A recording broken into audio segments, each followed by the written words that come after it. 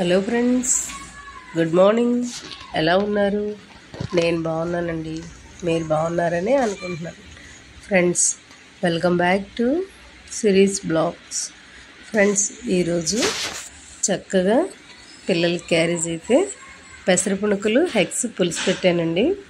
చాలా బాగుంటుంది. క్లైమేట్ కూడా కూల్గా ఉంది కదా, హెల్త్కి కూడా మంచిది. సో కాకపోతే ఇది మామూలు ఆయిల్తో కాకుండా మనం ఆలివ్ ఆయిల్ అంటారు కదా, సరసాల నూనె, దాంతో చేసుకుంటే ఇంకా బాగుంటుందండి, ఇంకా హెల్త్కి మంచిది.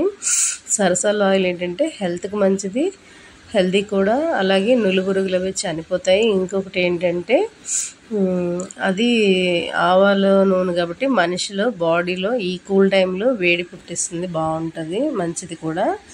సో దీనికి కావాల్సినవి ఎగ్స్, పెసర పునుకులు, అలాగే ఉల్లిపాయలు, పచ్చిమిరపకాయలు, టమాటా, కొత్తిమీర, కొంచెం ఫిష్ మసాలా ఒకటి, అల్లం పేస్ట్ అండి, ఉప్పు, అలాగే పసుపు, కారం, అంతే మన స్పైసీకి తగ్గట్టు. ఎగ్స్ బాగా తీసేసుకొని బాయిల్ చేసి పక్కన పెట్టుకొని కొంచెం కట్ చేసుకొని నైఫ్తోని, అలాగే మనం కొద్దిగా ఆయిల్ అయితే మాత్రం బాగా మరగనివ్వాలండి. మరిగిన తర్వాత, లేదంటే ఆవాల వాసన వస్తుంది. బాగా మరిగిన తర్వాత అప్పుడు మనం కొంచెం పసుపు వేసుకొని ఎగ్స్ వేపుకోవాలి. ఎగ్స్ ఫ్రై అయిపోయిన తర్వాత తీసి పక్కన పెట్టేసుకొని మనం 1 by 1 ఆనియన్స్, టమాటాలు, పచ్చిమిరపకాయలు ఫ్రై చేసుకొని కొంచెం మనం మటన్ మసాలా, ఫిష్ మసాలా వేసుకొని ఇంకా నేను కొంచెం చికెన్ మసాలా ఉంటే అది కూడా వేస్తానండి లైట్గా. ఇంకా పసుపు, కారం, ఉప్పు వేసుకొని కాసేపు ఫ్రై అయిన తర్వాత ఒక గ్లాస్ వాటర్ వేసుకోవాలి ఫస్ట్. ఎందుకంటే డైరెక్ట్ పులుపు వేస్తే బాగోదు, టేస్ట్ రాదు. అందుకు ముందు ఒక గ్లాస్ వాటర్ వేసుకొని ఇప్పుడు 1 by 1 మనం ఎగ్స్ అయితే వేసుకొని ఫైనల్గా చింతపండు పులుపు ఒక నిమ్మకాయ సైజ్ అంతా తీసుకొని పులుపు తీసుకొని వేసుకోవాలి. ఇంకా కొత్తిమీర వేసుకొని సాల్ట్ వేసుకోవడమేనండి. నేనైతే కళ్ళుప్పు వేసాను. కళ్ళుప్పు ప్రతి కర్రీస్లోని కూడా టేస్ట్, హెల్త్కి మంచిది.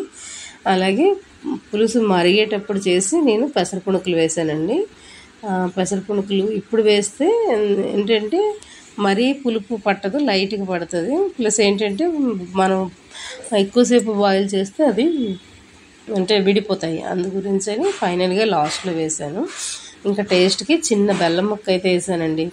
ఇది రెస్టారెంట్ స్టైల్లో వస్తుందని, చాలా టేస్టీగా వస్తుంది. చిన్న బెల్లం వేస్తే సూపర్గా ఉంటుంది, ట్రై చేయండి. ఇంకా ఫైనల్గా మనం కొత్తిమీర వేసుకొని కాసేపు లిడ్ పెట్టేసుకొని ఇంకా స్టవ్ ఆపేసుకొని చక్కగా మనం ఈ కర్రీ అయితే చపాతీతో తినొచ్చు, అలాగే రైస్కి బాగుంటుందండి, బగారా రైస్కి కూడా బాగుంటుంది.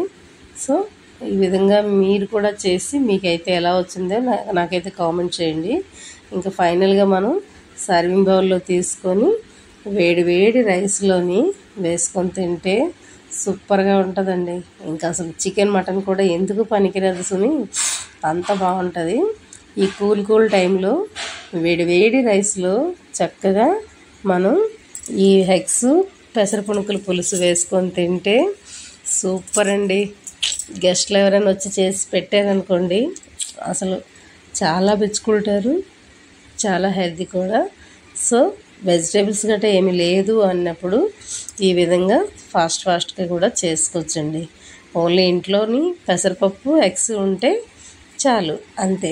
ఈ 2 ఇంగ్రీడియంట్స్ ఉంటే మనకి వేడి స్పైసీ యమ్మీ కర్రీ అయితే రెడీ అయిపోద్ది. సో ఎన్నో కర్రీస్ అవసరం లేదండి, ఈ ఒక్క దాంతోనే చాలా సరిపోతుంది, చాలా బాగుంటుంది. సో ట్రై చేయండి. చూసారా, సూపర్గా, చూస్తుంటేనే నోరు ఊరిపోతుంది కదా. సో వీడియో కానీ నచ్చితే లైక్ చేయండి, షేర్ చేయండి, సబ్స్క్రైబ్ చేయండి.